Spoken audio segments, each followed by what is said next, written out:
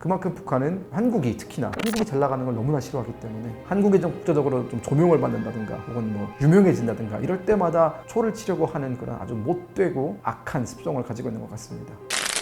안녕하세요, 랭킹스쿨 시청자 여러분, 랭하 다시 온 김금혁입니다. 북한도 올림픽은 굉장히 신경 쓰는 그런 국제적인 이벤트 중에 하나고 또 이제 올림픽에서 좋은 성적을 거두기를 바라죠. 우리가 북한을 잘 모르지만 북한 안에도 다양한 스포츠가 존재합니다. 프로, 아마추어 다 존재하고 거의 올림픽에 나가는 거의 모든 종목에 해당하는 선수들이 다 있어요. 그 선수들이 들어갈 수 있는 실업팀도 있고, 하지만 이제 뭐 실업팀에 들어가는 급여라든가 뭐 여러 가지 선수로서의 어떤 그 보장이라든가 이런 것들은 뭐 한국과 비교할 수 없는 수준이지만 어쨌든 모든 스포츠에 한해서 프로 선수가 존재하고 훈련도 굉장히 열심히 하고 북한 나름대로 국제적인 트렌드를 따라가기 위해서 발버둥 치고 있다라고 보시면 될 것 같습니다. 꽤 많은 성과도 거뒀어요. 또 북한은 선택과 집중을 상당히 잘합니다. 될 종목만 투자를 하고 되지 않는 종목은 아예 선수단을 파견하지 않는 경우도 있고요. 선수단들이 가서 체류하는 비용을 내는 것도 사실 버겁거든요. 북한은. 그렇기 때문에 최대한 선수단 규모를 줄이려고 노력을 하고 있고 메달을 낼 수 있는 곳에만 파견을 하는 편입니다. 메달을 낼 수 있는 종목들에 한해서는 일종의 투자도 이루어지고 있고요. 제가 말씀드린 것처럼 뭐 사격이라든가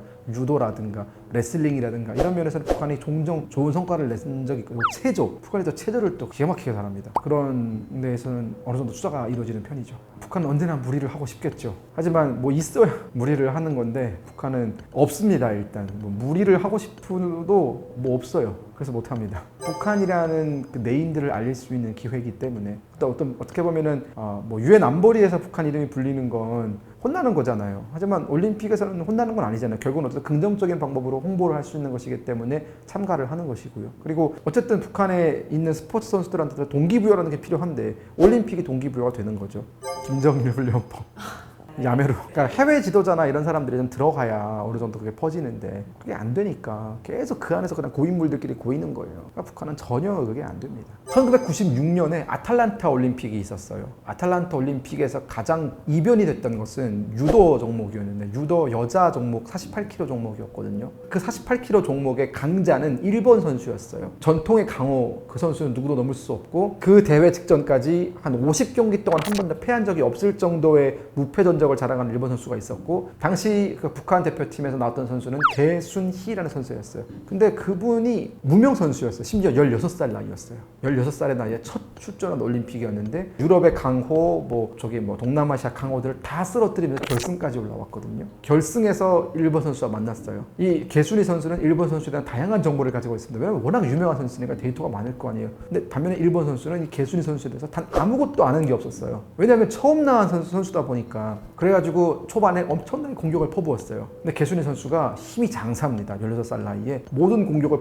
심지어 두 다리를 서서 버텨냅니다. 근데 넘어지지도 않고 이러면서 그러니까 일본 선수가 굉장히 당황하거든요. 종료 1분을 남긴 시점에 개순희 선수가 공격을 하기 시작해가지고 결국은 이겨버려요. 그래서 한 번도 패하지 않았던 선수를 이겨버리고 그 선수는 망연자실해가지고 펑펑 우는 그런 장면이 지금도 기억에 남고 그때 개순희 선수가 16살에 올림픽을 우승하고 나서 했던 얘기가 유명한 얘기가 있습니다. 어떤 것도 절대 불가능하다 혹은 막 절대 불변이라는 건 없다. 뭐든지 다 이길 수 있다. 라는 그런 유명한 말을 하고 있거든요. 그 선수는 이후에 북한에 돌아와서 어떻게 됐을까요? 인민 영웅이 됐습니다. 왜냐하면 그 전에는 이 유도 종목에서 북한이 금메달을 딴 적이 없어요. 남한과 북한 통틀어서 여자 종목에서 48kg에서 금메달을 딴 건 여전히 지금도 개순희가 유일합니다. 그 정도로 어려운 종목이었어요. 그 뒤에 개순희 선수는 그 다음 올림픽에서는 동메달, 2004년 아테네 올림픽에서 은메달, 2000년 시드니 올림픽에서 동메달, 이렇게 메달을 항상 수집을 하고 세계 유도 선수권 대회에서 2연패를 하는 등 이제 굉장히 좋은 성과를 내가지고 북한에서는 개순희는 영웅 취급을 받고요. 굉장히 좋은 차,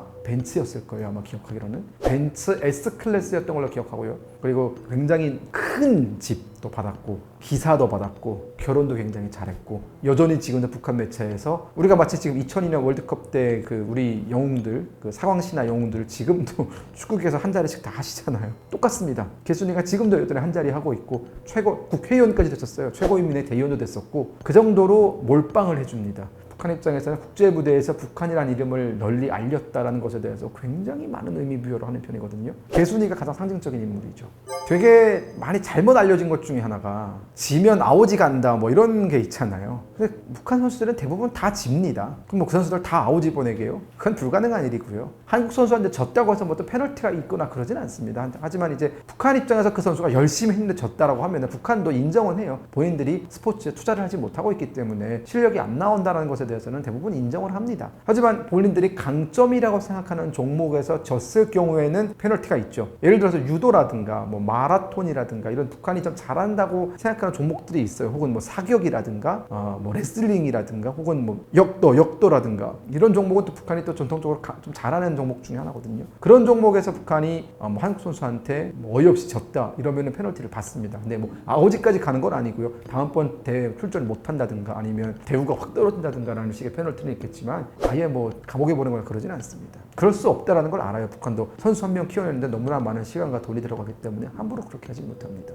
남북 관계에 따라서 바뀝니다. 정말 웃긴 게요. 남북 단일팀 할 때는 또 그렇게 생글맞게 웃던 선수들이었어요. 그 유도인가요? 남자 유도의 그 뭐 어떤 선수도 그 단일팀 할 때는 형 동생 하다가 갑자기 남북 관계가 안 좋아진 다음에 악수를 권하니까 쌩까고 지나갔잖아요. 그만큼 그 선수의 본인의 의지라기보다는 남북 관계에 따른 정부 그 북한의 어떤 방침이라고 보는 게 더 합리적인 판단이겠죠. 있겠죠. 그러니까 한국 선수의 악수도 거부하고 본인이 싫어서 거부한 게 아니라 거부하라는 지시를 받았기 때문에 거부를 한 것이고 한국 기자가 인터뷰 질문을 하면은 뭐 쌩깐다든가 아니면 뭐 김정은 장군님 때문에 너무 행복합니다 뭐 이런 식의 헛소리를 한다든가 실제 말 하나 잘해가지고 벼락부자가 된 사람이 있어요. 북한의 마라톤은 사실 북한이나 한국이나 성적을 내기가 굉장히 어려운 종목이잖아요. 아시아인이 마라톤을 잘한다는 건 정말 어려워. 이래서 우리나라에서도 옛날에 그 마라톤의 그 전설 몇 분이 지금도 여전히 회자가 되고 있는 거잖아요. 북한 같은 경우에는 한 명이 있었어요. 정성호. 아마 1998년 정도로 기억하는데 그때 세계 마라톤 대회에서 모두의 예상을 뒤엎고 1등을 했던 북한 선수가 있었어요. 이건 올림픽은 아니고 국제대회지만 어쨌든 비슷한 성격이잖아요. 이 선수가 주목을 받았던 것은 지금도 여전히 북한에서 굉장히 높은 지위를 누리고 있는 가장 큰 이유는 그 대회에서 1등을 했었기 때문이 아니에요. 대회가 끝나고 기자가 물어봤어요. 어떤 정신으로 달려서 1등을 했느냐고 물어봤어요. 그러면 뭐 예를 들어서 뭐 우사인 볼트 같은 경우에는 나는 저게 많은 돈 막 이렇게 얘기했겠죠. 장성욱 선수는 뭐라고 답했냐면 위대한 장군님을 머릿속에 그리며 달렸습니다 라고 얘기를 했어요. 뭐야 이러잖아요. 그 반응이 굉장히 정상적인 반응이세요. 근데 김정일이 그걸 너무 좋아한 거예요. 그래서 그 뒤에 모든 북한 선수들은 다 그렇게 얘기하기 시작했어요. 근데 결국은 첫 번째가 중요한 거지 두 번째, 세 번째는 약발이 별로 없거든요. 정성욱 선수는 그 말 한마디로 차를 받았어요. 돌아오자마자 차를 받았고 집을 받았고 영웅이 됐고 지금도 여전히 북한 체육계에서 엄청나게 이름을 날리고 있고 최근에도 북한 TV에 나와가지고 막 잘 사는 모습 보여주고 그랬거든요. 결국은 북한은 말을 어떻게 하느냐가 굉장히 중요합니다. 교육받은 대로 말하면 되는 거고요. 북한은 항상 그렇게 교육을 하는 거죠. 뭐 이겼으면 뭐 장군님이 가르친 대로 했기 때문에 잘했다. 뭐 그 사람 말을 종합해서 보면은 김정일이나 김정은은 뭐 스포츠 만능맨이에요. 뭐 누가 사격에서 뭐 우승을 했는데 장군님께서 가르쳐준 사격법대로 사격했더니 우승했습니다. 김정일이 언제 총을 그렇게 잘 쐈나? 뭐 그렇습니다. 일단 방송을 안 합니다. 북한 사람들은 그래서 한국의 체육 종목에서 어떤 종목에서 강한지 2002년 월드컵에서 4강에 들었다는 이런 정보를 전혀 모릅니다. 북한은 한국이 뭘 잘했다고 하면은 그렇게 배 아파하는 사람들이기 때문에 그 어떤 것도 알려주지 않습니다. 아예 모릅니다. 박지성 정도는 알죠. 축구를 정말 좋아하는 사람이라면은 박지성 때문에 아는 게 아니라 맨체스터 유나이티드를 아는데 거기에 뛰고 있는 한국 선수 이름이 박지성이다. 혹은 토트넘을 하는데 거기에 뛰고 있는 선수가 손흥민이다 정도는 알고 있죠. 하지만 우리가 뭐 손흥민만 있습니까? 다양한 황희찬도 있고 유명한 선수가 많은데 그런 세세한 부분에 대해서는 북한 사람들은 모릅니다. 해외에 나온 사람들만 알겠죠. 어떤 사람들은 메시나 호날두도 몰라요.